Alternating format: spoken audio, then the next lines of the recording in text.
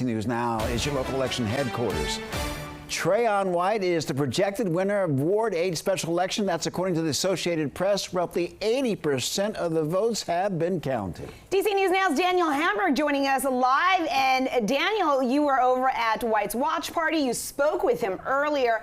I mean, so many hurdles despite being re-elected before and then being expelled again. I mean, talk about his reaction to now being the projected winner.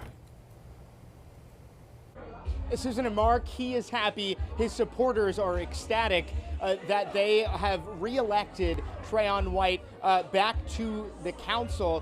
One local activist telling me tonight that their voices cannot be silenced. That is how they feel about this after the fact that White was expelled from the council back in February after the FBI arrested him last August. Prosecutors, of course, allege that he took more than $150,000 worth of bribes to get city employees to extend contracts for violence interruption programs. That all didn't stop his supporters from coming out today. You can see right behind me, we are at Ace's Lounge here in Congress Heights. The party is still going. I think I see Trayon White there in the background.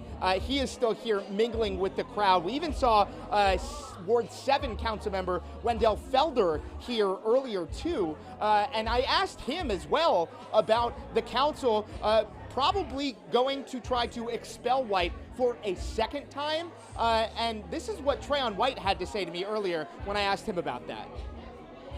My lawyers here, we plan on fighting the council. You know, you're talking about 12 people making a decision for 20,000, 80,000 people. 12 people should be able to decide that. So I see my lawyer over there, Ari Teresa, and some of the other lawyers here, we plan on fighting them, not just in local court, but in federal court if we have to.